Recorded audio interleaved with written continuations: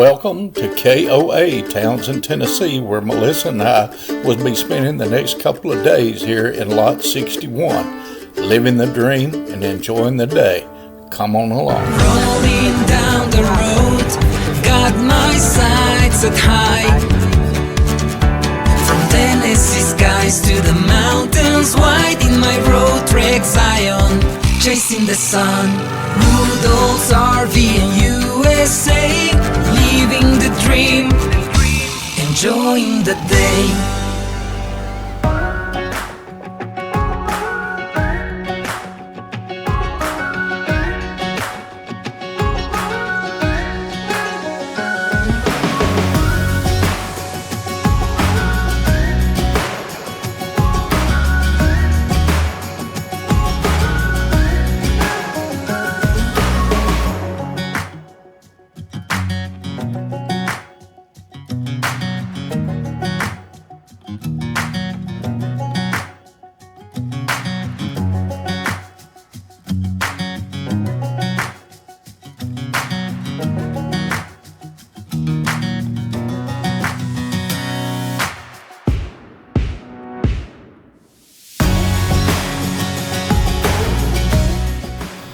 And that, my friends, is a visit to the Townsend Visitor Center right here in Townsend, Tennessee.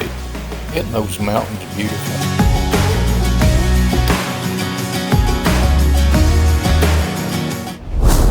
And one of the things we wanted to do while we was here in Townsend was to come by the Great Smoky Mountain Heritage Center.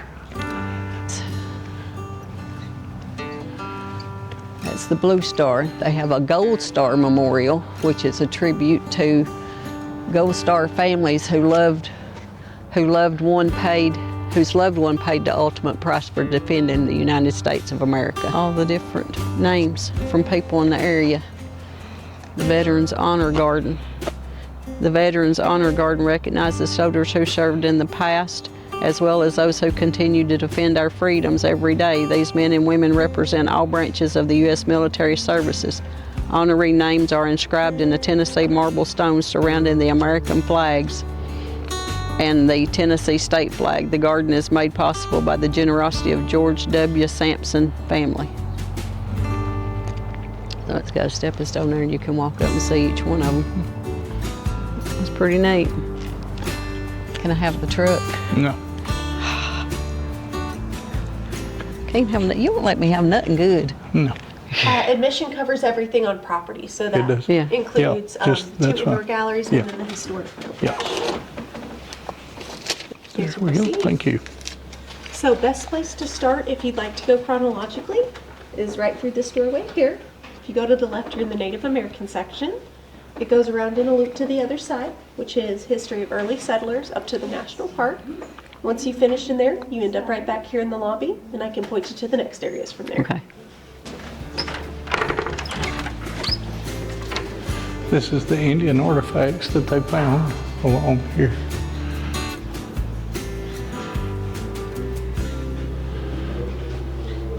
Archaeology is the study of artifacts, the stuff left behind to tell the story of a human past.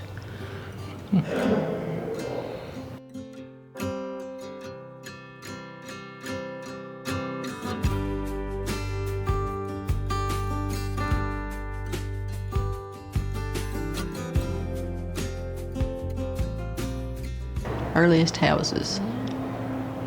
They were temporary structures like lean-tos or tents because Native Americans moved around following seasonal resources. This is the woodland period house. Usually round with central hearths for warming and cooking. And this is some of the first houses that were constructed. They call it the Mississippian period house. And then this is the Cherokee house.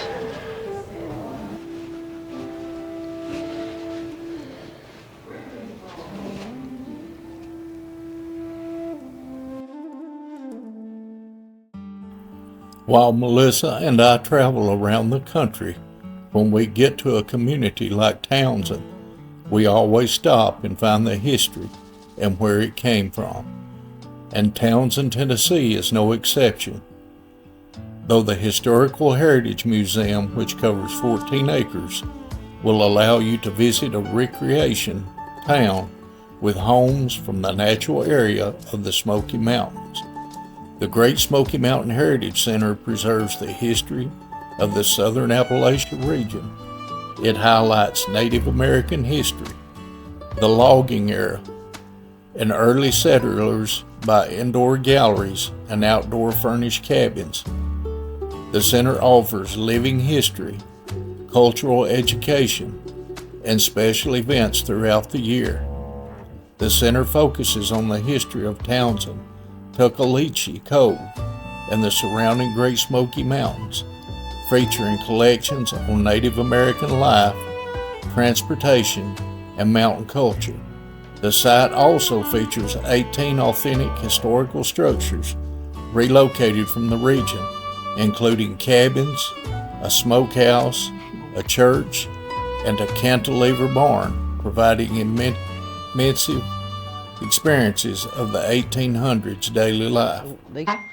Cover it with ash, but if we're living across the mountain, we're living in forts or stations. A fort means that it's little cabins, one-story cabins around in a circle with fencing in between.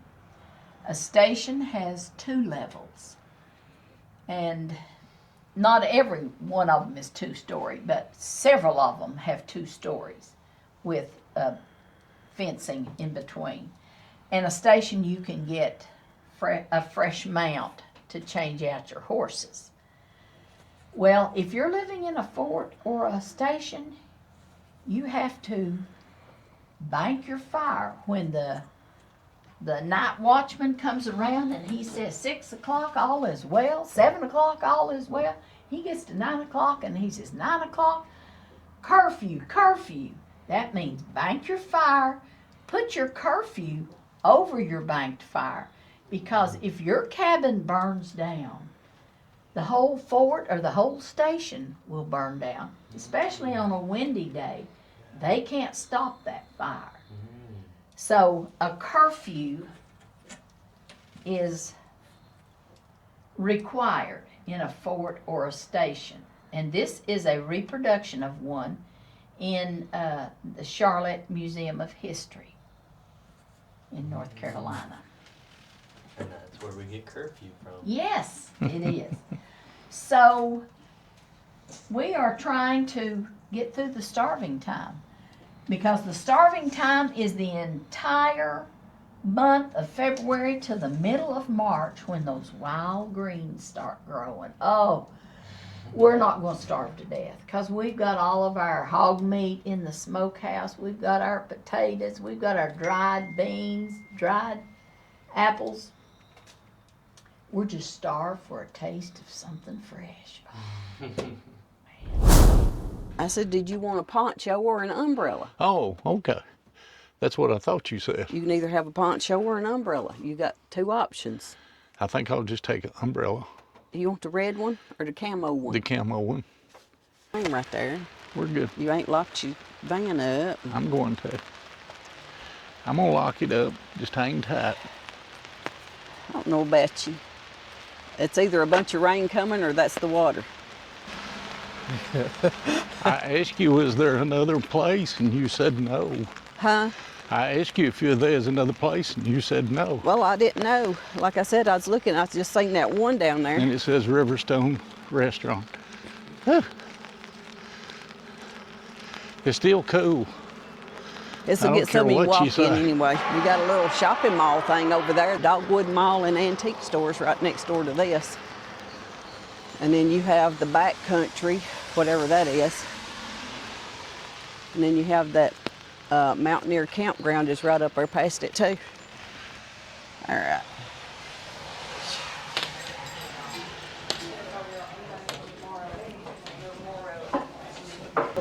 So, should she get the catfish too, or should she get the pot roast and us split it? That's the question.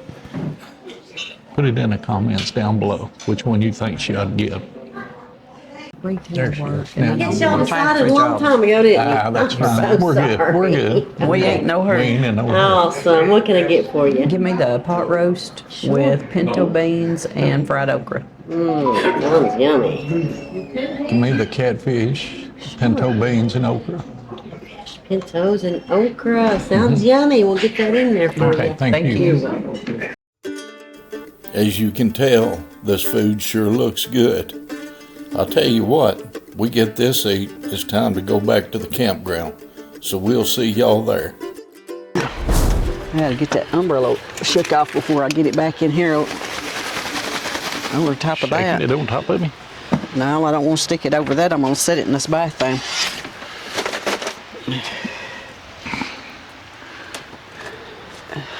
Shake it. Shake it, shake it. Shake it out. You did good. I think what I'm gonna do is I'm fixing to take and get my stuff to go take a shower with, and you're gonna run up there. Yeah. And I'll fix the TV first before I leave. We got the Wi-Fi, we can hook it up now. It should be fine if So- I run up there while you in the shower. Yeah, Nobody will be here. And I No, don't it'll have be- keys to unlock and lock. well, Unless you want me to wait till you get back from showering. why don't you just wait till I get back I'll from wait till showering? you get back from showering. You can set my TV and Yeah. I'll watch TV while you're gone. Well, we can do that. And I'll fix this and you can carry this off. Yeah, fix that up for me, put it in the garbage, and I'll put all that stuff up. You always want to be bossy. That's the reason you've got me. I have to watch out after you and make sure you do things right. The very next morning,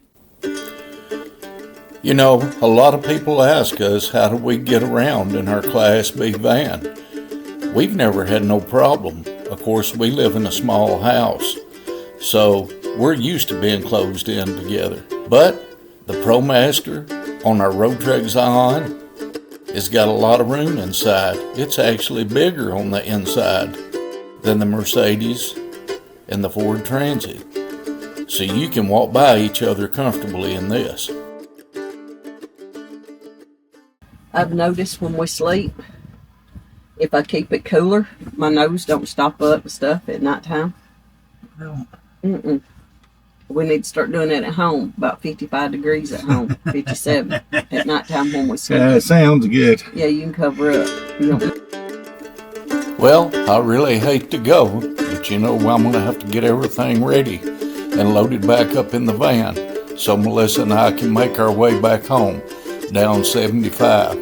Of course, there's a couple of places we're gonna stop off at before we get back home, and we'll tell y'all about that later. But right now, I've got to get the van ready.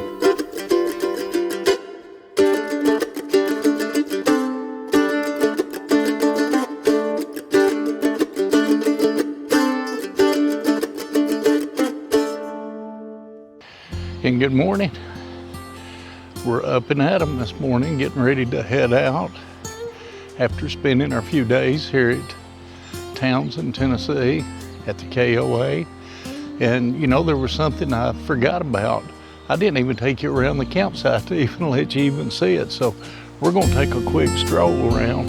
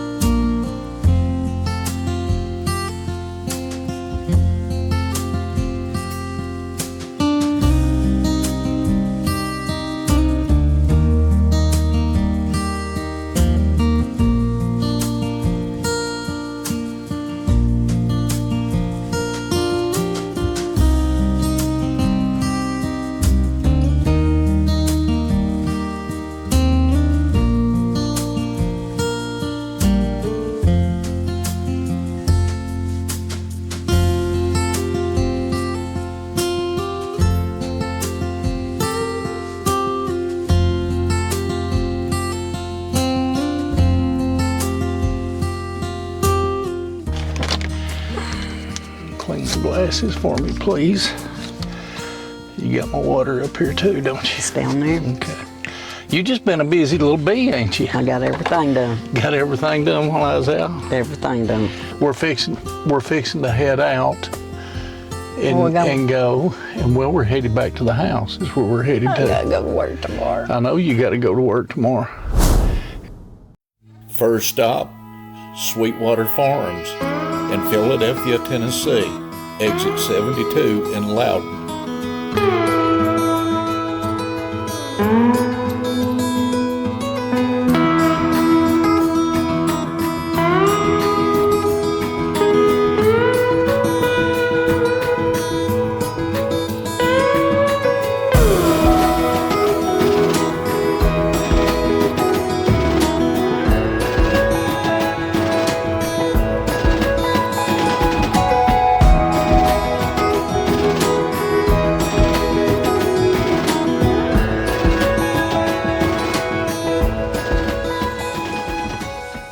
And welcome to Sweetwater Farms. Get out and go in. We got to go get our tickets, and then we're going to see where the tour is, right? Yep. And we'll take y'all on our little adventure, because you know what? I've never seen cheese made before. I've watched a little bit of it, but really not how it's really done. Hopefully they'll show us, because you know what? They got a lot of milk cows back there in that barn back there. I done seen them, so we're going to do that. Sweetwater Valley Farm in Philadelphia, Tennessee is a renowned dairy and agritourism operation established on land settled in the early 1800s. Owned by John and Cecilia Harrison since 1992, the farm evolved into a premier cheddar cheese producer in 1998, featuring robotic milking, farm tours, and a retail store, becoming a major regional agricultural attraction in the area. But today, I'm sorry, we're not going to get to go on the tour, but we are going to get to go visit at the cheese store. So come along with us. I need a shopping basket. Be open.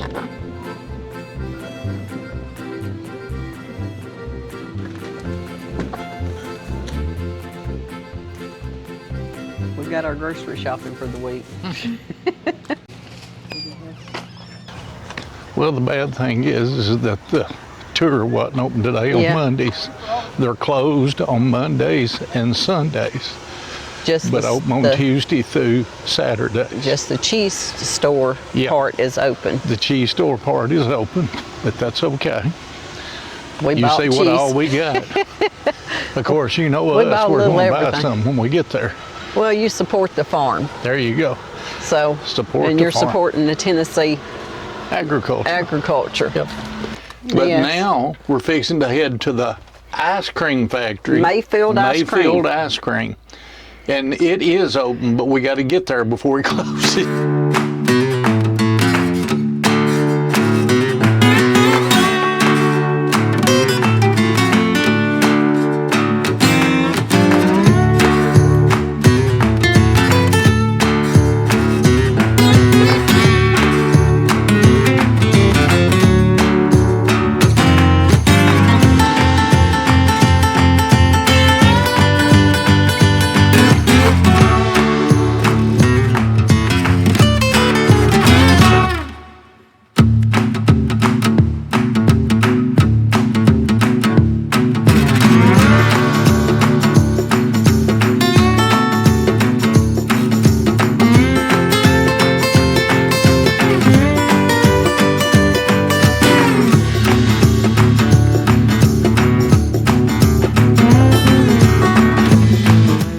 We have learned that you can get to these places when there's detours.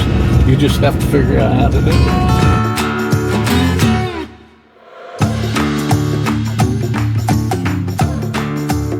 Do it that way. Yay. Mayfield Dairy Farm, founded in 1910 by T.B. Mayfield Jr. in Athens, Tennessee, near Sweetwater, began producing ice cream in 1923. Known for its iconic yellow packaging, the company expanded from a local horse-drawn delivery service to a major southern brand opening a modern plant in 1950. How are you guys? Fine, how are you? Pretty good. We can still get you added in with that group if Okay. you want to go. Get You in have there. pictures of your phone, the camera, please keep it away in the meantime. There's also going to be a lot of wet, slippery areas, so just please watch your step. There'll be handrails throughout, so if you need them, you're welcome to use them. Also, a lot of different aromas, a lot of noises. Are we okay with about 4 flights of steps, 2 going down? All right, we'll get started. You guys want to follow me this way? Although you do get to go through the Mayfield plant and watch them package milk products, you are not allowed to video any of the activity in the plant. But here is a brief video that is provided. For over 100 years, Mayfield has been providing wholesome, farm-fresh dairy to Southern families. And although times have changed, the approach remains the same. Produce the highest quality dairy with fresh milk and cream from family-owned farms to deliver Southern homemade taste for you and your family. That's the Mayfield way.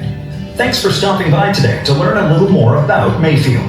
To kick things off, a quick trip down memory lane. Under the leadership of the Mayfield brothers, the company proved successful and remained in business throughout the Great Depression and expanded operations during the post-World War II boom, building the Southeast's most modern milk and ice cream plant in Athens between 1948 and 1950.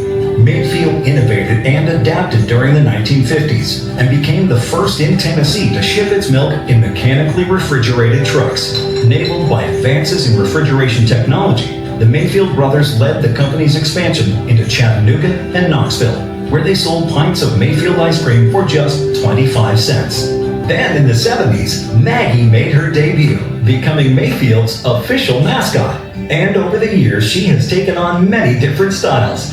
Looking good, Maggie. Since 1994, the venue has hosted nearly 1.7 million visitors and counting, from right here in Athens to all 50 states, and even international visitors from England to New Zealand. Mayfield is DFA's largest brand in the Southeast, and every sip, spoonful, or scoop is made with milk from over 165 family-owned dairy farms, with an average herd size of about 200 cows per farm. These family farms make the delicious Mayfield products you know and love possible, and they work hard to serve the region day in and day out. Or into ice cream. It makes us very proud when we go to the store and see that yellow jug sitting on the shelf. We know that we had a part in producing that. At Davis Brothers Dairy, we're proud to be part of the Mayfield family. We take great care of our cows and produce high quality milk to be able to serve our community. Each dairy cow produces over 8 gallons of milk per day and is milked 2 to 3 times daily. And with milkings taking just 5 to 7 minutes each, it's quick and easy for the cows. The average dairy cow will produce about 350,000 glasses of milk in a lifetime. Mayfield's milk is brought in from nearby farms all over the region, just like Davis Brothers Dairy, with most of it traveling under 70 miles to get to Mayfield's plants for production. Mayfield's plants receive a whopping 1 million pounds of milk per day. That's enough milk to fill an Olympic-sized swimming pool every 5 days. And within 48 hours of leaving the farm, Mayfield milk makes itself at home in the dairy section of your local grocery store. At Mayfield, milk and cream are produced fresh from the dairy daily, and it gets used that very same day. But making and distributing the Mayfield goods isn't quite as simple as it seems. While some people may think the entire process takes place all on one farm, it takes a well-designed system to take dairy products from the farm all the way to your fridge. Yes, the process does indeed start on family-owned farms where cows produce fresh milk. But then, cooled tankers deliver milk to one of Mayfield's plants in Athens to be pasteurized and processed into whole milk, buttermilk, and all other milk products. Then, Mayfield milk is packaged into those iconic yellow milk jugs, keeping it delicious and nutritious. Hold on, you didn't think we forgot about Mayfield ice cream, did you? Your favorite ice cream is produced in Birmingham, Alabama, and Athens, Tennessee, where Mayfield adds the cream to a large, refrigerated container to be mixed with milk, sugar, and delicious mix-ins. Now when it comes to making fan-favorite flavors like Southern Butter Pecan or Smoky Mountain Fudge, Mayfield uses only the finest, freshest nuts, fruits, and candy to whip up these sweet treats. The soft ice cream is taken from Mayfield's freezer and put into cartons before being sealed for freshness. These cartons will travel to the hardening freezer at negative 45 degrees until the ice cream is a frozen brick of creamy goodness. Mayfield rapidly freezes the ice cream because the faster ice cream freezes, the smaller the ice crystals and the smoother the texture. Step by step, I've walked 100 miles and I still ain't sure just what I'm trying so hard to find. The night seems longer and the wind blows louder when you wandered so far from home. If I cross your mind, say a prayer, I find my way and get off of this lonely road.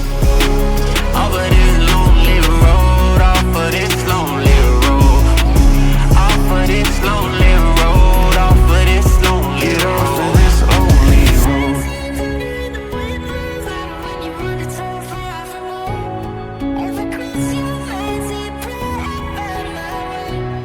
And get off of this lonely road.